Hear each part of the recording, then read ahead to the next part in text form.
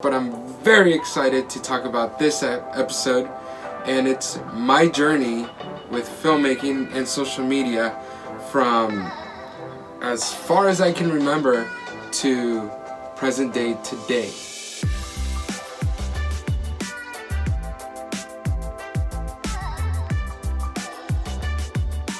Hey everyone, welcome back to my podcast. My name is Omar Espinoza, also known as Mr. E, or if you follow me on social media, Filming with Mr. E. I'm very excited to talk about this episode, and it's my journey with filmmaking and social media from as far as I can remember to present day today. Now, filmmaking, I'm coming from a teacher's standpoint, someone who has picked it up through social media as well as with the camera and editing with iMovie and all that. So I'm going to be real with you from my perspective, my ups and downs with this. It's not always dandy and sweet, but I want to be real with you because I want this to be something that you can take on and feel comfortable, even if it doesn't work out at the beginning, or if it works out and then it just stops working, but trusting the process and continuing this whole filmmaking experience for you and your students. The first time I remember getting into any type of filmmaking or anything like that was when my cousin and I reenacted moves from our favorite wrestlers in WWF, and we got my uncle's very big video camera and stuffed the VHS tape on there. I don't even know if we were, recording over something else, but we would record ourselves reenacting these moves, and it's something that I really liked. From then on, Vine was very popular back in the early 2000s or late 2000s.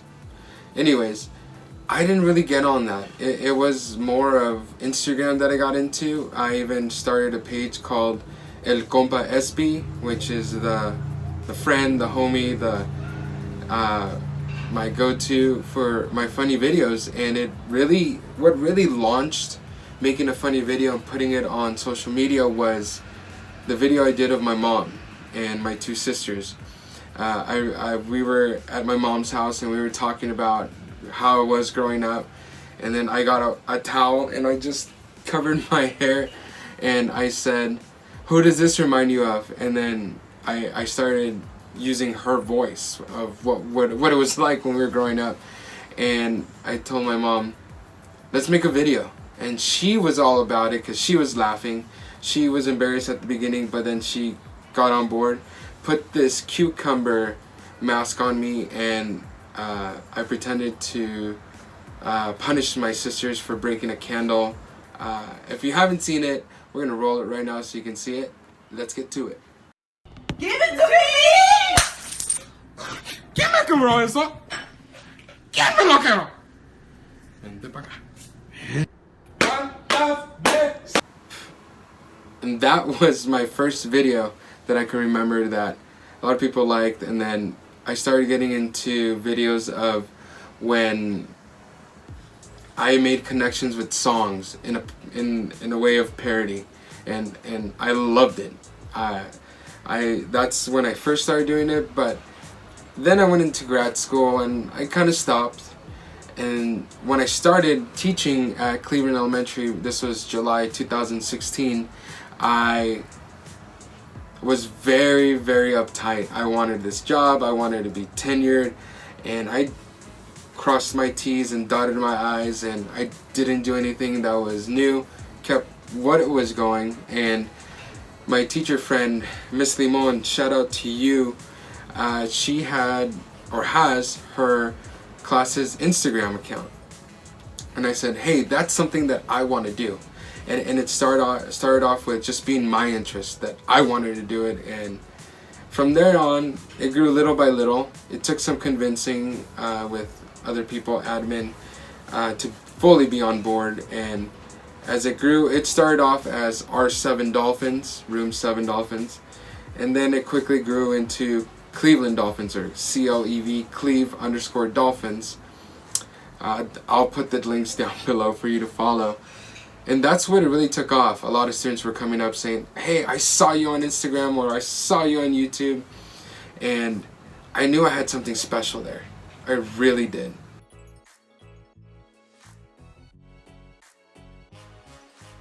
Now, fast forward to today, I have successfully facilitated 2 Cleveland School Film Festivals, where it's students write their stories, film it, edit, and I do assist with that, or I did assist with that, and also holding an after-school film club, and this is my 2nd year doing it, and it's really we're learning together. This is something brand new. Our district says our mission is to prepare students for a world that has yet to be created. Well, we know social media is real.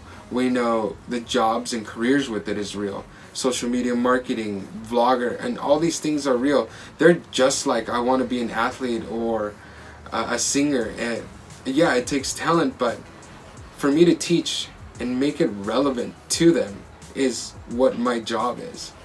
I hate with a passion open up a textbook, fill in a worksheet. Like, yeah, that works every now and then, but to do it every single time, that is something that is not going to help them. I hated it in school, and I don't want to put that to my students.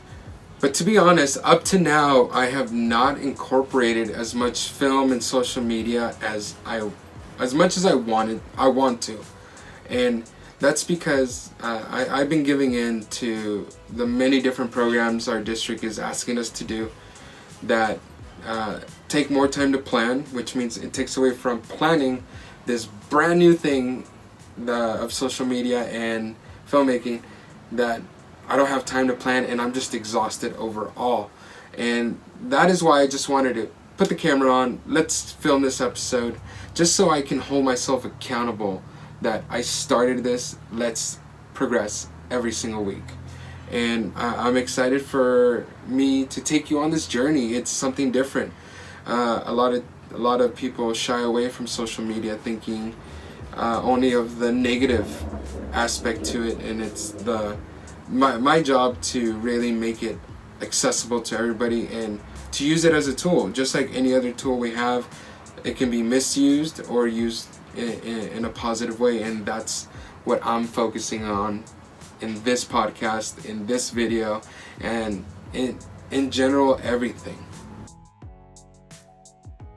If you're wanting to incorporate filmmaking or social media in your class, but you feel like you have to justify it, I've been there, and I'm excited to start planning the next episode, and that's where I'm going to talk about how I'm connecting standards, ELA, ELD, math, science, everything I need to do, how I'm incorporating that into film.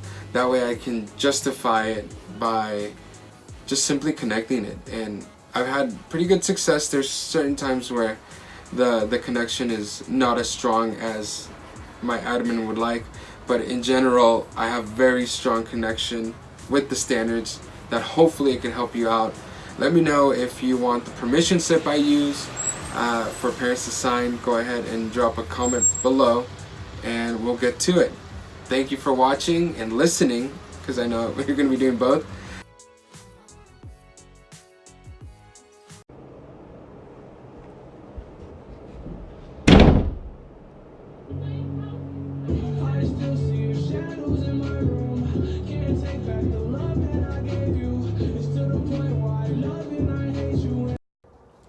Teachers, there's a crazy parent out there telling me that they'll buy me Starbucks if I tutor their child after school and on the weekends for free. Crazy. But they went towards the parking lot. They never repay me. It worked in my favor because nobody said.